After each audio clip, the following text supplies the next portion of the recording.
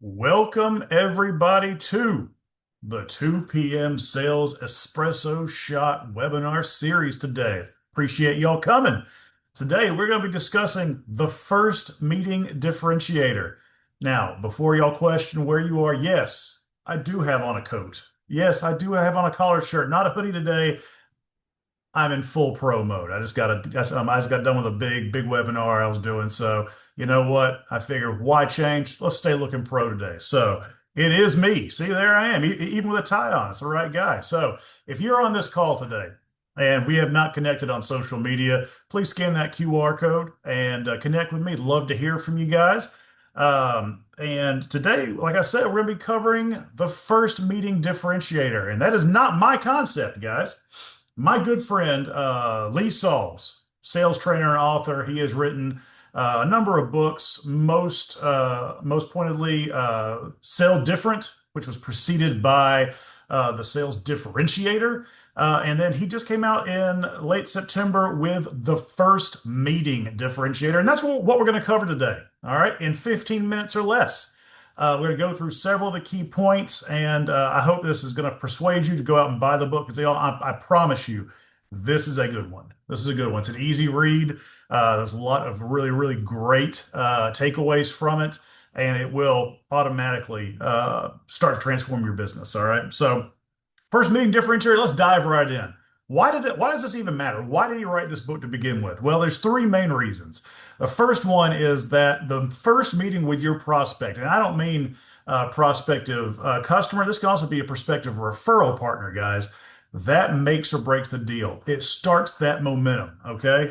It takes away the old legacy style of discovery meetings, which are interrogations. And in mortgage, think about asking the questions on the application, right? That's all you're doing, really. I hope no one on this call is doing that, but I guarantee you, we've all slipped up from time to time, fallen into bad habits of just asking the bare bones minimum questions, right? Well, odds are you got that first meeting by promising something of value. If you didn't, then we definitely need to talk. And I need to help you do that. But it's time for that first meeting. You got to deliver, and prospects expect you to deliver on what you promised, right? And if you do that from the very first encounter, it'll make a big difference. And I know I've got bankers and realtors and everybody else on this call today, but for mortgage originators, it's true for everybody. Your first meeting sets the tone for trust. You're already starting to differentiate yourself from the competition, and it's already starting your customer down the sales sequence to close. Okay. So that's why it matters. That's why Lee did this. He said, I see a problem of a bunch of crappy first meetings. Let's see if we can improve that a little bit. All right. And the book promises a couple of different things. One is it promises to take that first meeting from dry and mundane and routine to make it a real impactful meeting, and changes the conversation, right? It changes from what can I ask you to, hey, what can I give you? What value can I deliver by you taking this meeting with me? And it really shifts your mindset from we sell mortgages, we sell real estate, we sell insurance to, hey, you know what? I'm going to educate you a little bit. I'm going to let you decide. I may give a recommendation, but ultimately, you know what? This is going to be your mortgage, your insurance policy, your home. I want you to decide. Okay. So, key outcomes for the first meeting. Let's talk about that. According to your book here, the first meeting should do a couple of different things. It should excite the prospect and start building trust. Exciting your prospect is something that we don't do enough of in the mortgage business. Getting them pumped to work with us, getting them excited to come say, hey, look, man, what am I going to get out of this? This is great. This is good stuff. It helps differentiate you from your competitors because I guarantee you they are not doing this. Okay. And it engages, excuse me, it engages your prospect in a way that leads to momentum building. I mentioned that a minute ago, but it bears mentioning again because we want to start that snowball effect. We want to start rolling them down that sales sequence. And this also really helps you identify, and probably this is the most important outcome here from a just a purely sales standpoint, is that it helps you to identify real candidates and identify problems early so that you can either truly qualify or disqualify somebody. All right. So the fatal flaw of many first meetings, dun dun dun. What is that? Well, most of the meetings have kind of the generic stuff, right? We're going to talk about what we're going to do. Here's your pricing. God, if you start mentioning pricing in that first meeting, that first consultation, I will find you. Um, Tell me about your process, whatever it is. Um, that's the death of discovery because it puts you in the same category as everybody else. And it's very transparent to today's buyer that those types of questions are just about you as the seller. They're not about them as the buyer. And they can pick up on that. This isn't the old days. Buyers are much more sophisticated now, and they expect more from us in turn. And for your team, if your first call is simply, let's just talk about your loan options, then you are missing a tremendous opportunity. Why? Yeah, are loan options important? Of course they are. You're going to get there, but you're missing so much more of the meat on that bone. That should come before that. All right. So, three pillars of a differentiated first meeting. Each one should have a strategy. You should be able to design it and have it be intentional. This should be part of your overall sales process. It shouldn't just be a sit down where you have no real agenda. There should be something different about it. You should be engaging the person on a level that goes beyond what you just sell. Get to know them, find out their why. This is a great reason to talk to somebody. And the content and conversation of the meeting, the features and benefits thing. Hey, yeah, this is gonna do this for you, or hey, my company can do that and help grow your pipeline as a realtor or whatever. We want to get those conversations out, right? Throw those things out. We want to actually have some meaningful questions, share some success stories, bring something that they can take with them after they leave that can help impact them today. Those are what we want to have as part of our first meeting. All right. So qualifying, qualifying, if I can say it, in deal energy tools. So one of the book's major premises is that um, you got to be able to identify if the deal is going to be real or if it's not. If it's real, you got to energize it. All right. So what do I mean? Define what a great first meeting would look like. Think about it in your head, right? Picture it. What does it mean for them? What do you want them to get out of it? What do you want to get out of it? And let's be sure that we meet both of those goals. And if you can't align those two desires, then you shouldn't be meeting in the first place, quite honestly. And I see that a lot. I see it a lot. People trying to fit a square peg into a round hole, and it just shouldn't happen. This is really really important for a mortgage origination standpoint because it helps you define some key qualifying items that should be part of everybody's first meeting because you may think that you're a good fit to work with XYZ referral partner, but you don't know that until you've had a chance to really have a good conversation. Because everyone's going to say the same tired things, right? Oh yeah, I like to provide great service, or I do this, I do that. Well, this is a good opportunity to share some stories, truthful, real stories, please, and be able to solidify those meetings, have them building momentum. That's going to be a constant thing, and that we move the deal forward instead of stalling it at that first meeting.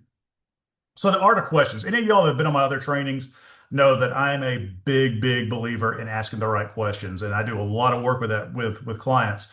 And Lee actually talks about that a little bit in the book, Art of Questions that Differentiate You from Everybody Else. Um, yeah, instead of saying, "Tell me where you are, what you're doing," blah, blah, you should already know all that. Don't ask them questions that you should already know the answer to. All right. The book uses a term called status quo disruptors. Things that you don't know are what you should ask. Um, so before you go in there, after you've envisioned the first meeting, after you have that game plan in your head, be sure that the questions that you're asking are not easily answerable before you even get there. Because if I'm answering a bunch of questions that you should already know the answers to, it discounts you. It lowers your position in my eyes, and I don't want to continue to do business because that either consciously or subconsciously um, makes me kind of discount your value to me if I'm a referral partner. All right, so think about that. So if you could improve one thing, what would it be? Tell me about your past experiences with XYZ mortgage company, whatever the case is, things you don't know. And he says to use insulators, softeners, so that you're not sitting there like putting the lights on and making them sweat under the lights and do that. And so insulators, which simply means why are you asking? Why does it matter? Set the stage for it so you're not just firing off questions left and right. And again, guys, this is true whether it's a borrower or a referral partner. All right. Um, and you should really have a set of questions done in advance that you're planning to ask. Now, that doesn't mean don't go with the flow of conversation. If you don't have time to ask all five, you only got to three, that's okay. Don't shove the other ones in there. Go with it naturally, but you should still have a mental checklist of some questions that you want to ask. All right. So from features and benefits to stories and empathy, how do we get there? Basically, it says stop doing the features and benefits thing. Nobody cares anymore. This is not the old days. You can't get away with that. So stop it. Tell them a story instead that illustrates what you have and how it works and what it does. All right. Empathetic expertise is a big, big thing in Lee's books, and it's because you're bringing your insight, not just your company's features. Those of y'all, again, who have been on my trainings before know that I'm a big believer in the fact that the only name on your business card that matters is yours when it's all said and done. All right. So that's essentially what he's getting at here. And you know, I know everyone on this call is not going to say, well, we're the lowest rate, but I know a lot of people on this call also find themselves selling on rate a lot, right? Instead, relate to your prospect with a story of how you may have lowered somebody else's rate or what they were able to do because of that. Hey, I'm glad that you came to see me. I was just working with somebody last month who I closed around the same time as you, just refinanced their mortgage. They were able to free up $217 a month. Guess what? They were finally able to start contributing to their 401k. You know what? That's a big deal. Those are things that we can bring forward that mean more than, hey, I can just lower your rate, or hey, I can just lower your payment, or hey, you know what? Let's take it a couple of steps further. Why? Why are we doing this? So structuring that meeting. All right, structure that meeting. We only got 2 minutes left. Gotta hurry. Uh, put the setting out there. This is an agenda, guys. Be sure that's out there. All right. Have your meaningful questions and uncover things that you don't already know. Have some stories, some success stories that the other person can relate to. And as a side note to this, as salespeople, we need to have success story journals. Okay. If we're not constantly writing down things that we know that we've done for other people that can help us relate to future situations, then we're not doing our job. Always write down things that you can use as a success story later on. All right. And then come to an accord, an agreement as to next steps. Where do we go from here? What needs to happen? Are we all on the same page? And then finally get that commitment for whatever that next step happens to be. All right. Handling obstacles and mirage meetings. Well, the book talks a lot about how to identify truly unqualified prospects. That's really, really important because you don't want to spend a ton of time. And frankly, your prospect shouldn't spend a lot of time with you if it's going nowhere. You don't want to be spinning your wheels, right? And if you're not quite sure if it's a good fit now, think about and ask, hey, what do we have to do to get you there? And then you can shift and pivot. Okay. And be sure that everyone is on the same page. Expectations is what this means. We've all got to be on the same set of expectations because that can make or break a relationship and a deal. Okay. Deal energizer. This is we're wrapping it up here, guys. I may run a minute over. I'm sorry. But one of the book's biggest themes is that after you have a first meeting, you should have momentum. If you don't, the deal's at risk. We talked about that 2 or 3 times already. This is supposed to build that momentum, get that flywheel working. Agree to next steps, set the next meeting. Got to have a clear idea of the pathway to closing for this person. And your pipeline's going to benefit from this. You've really got to set the expectations as to what the next meeting is going to be. They have to know what's going on. That's a true partnership. You're saying, you can't say, yeah, I'll call you next week with an update. Okay. About what? If they have to say that, you're not doing your job right. Okay. So implementation. This really provides, and actually, there's some really cool ideas for workshops and frameworks for team dynamics and team training in there. And so, again, I'm going to give you the link in just a minute for the book, but there's some really cool things out there. But things like a pre-meeting prep checklist, a question bank, story library, like I just mentioned a minute ago, and that kind of thing. All those things can really help teams sell more effectively. And then track your numbers. As always, you want to track your numbers, right? Number of first meetings, how many of them went to the next step, how many of them were qualified, how many closed. That way you can see if you're doing it right or if you need to tweak something. All right. Woo, I did it. So thanks, guys. This QR code's a little different. All right. This one's going to take you to Amazon in case you want to buy that book. I have zero financial interest in this whatsoever. So it's not like special to me. You can always just go on Amazon and search it. But guys, I appreciate your time this afternoon. We covered an entire book's worth in 15 minutes. I will see y'all next week and hope to talk to you soon. Thanks.